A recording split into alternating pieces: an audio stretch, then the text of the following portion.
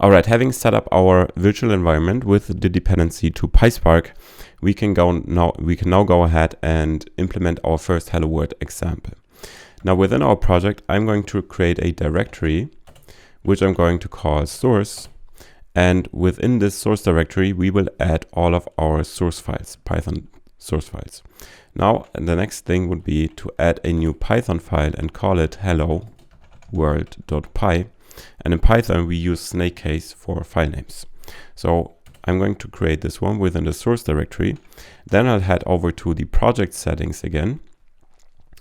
And here we can specify that the source folder is supposed to be our sources folder. So within that, the IDE would look for source files. So let's mark this one, which makes it a little bit easier to execute this file later on.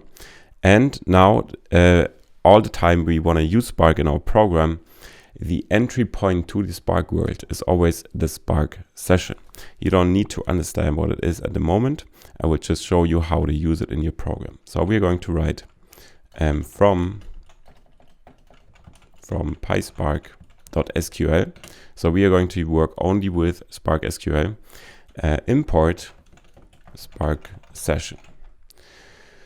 So the Spark session we will instantiate using a builder, and we have to specify a couple of minimal configuration, and we will have to pass an app name, and we're going to call it hello world, and master, and here we're going to put local, and then in this brackets here the asterisk, which will tell it to launch a local Spark instance with a parallelism of cores available on our machine.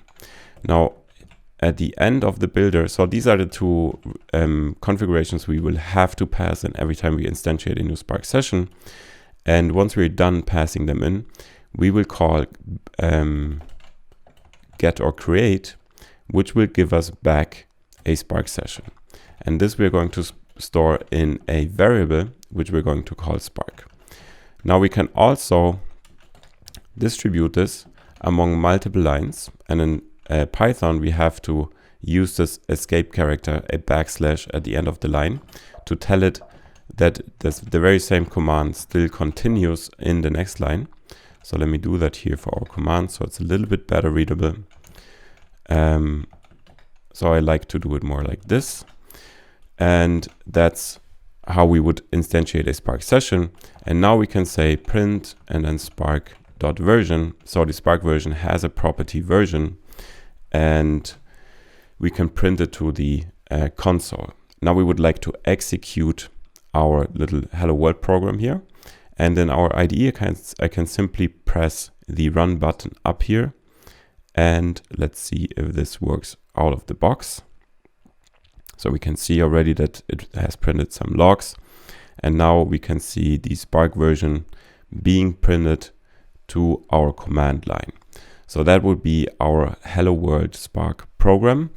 To recap, we have to import the Spark session. Most of the things we are going to use, most of the classes we are going to use in this video course are within the PySpark.sql package. So we have to import from PySpark.sql and then the Spark session. And then we instantiate a new Spark session by using a builder, which takes or which defines some methods which we can use to pass in basic configuration. The minimal configuration is to pass in an app name, which you can specify yourself. So that's only helping you to identify your app later on. So this will appear in the log statements, and if you're using a cluster manager and so on. And then also we have to specify or configure the master.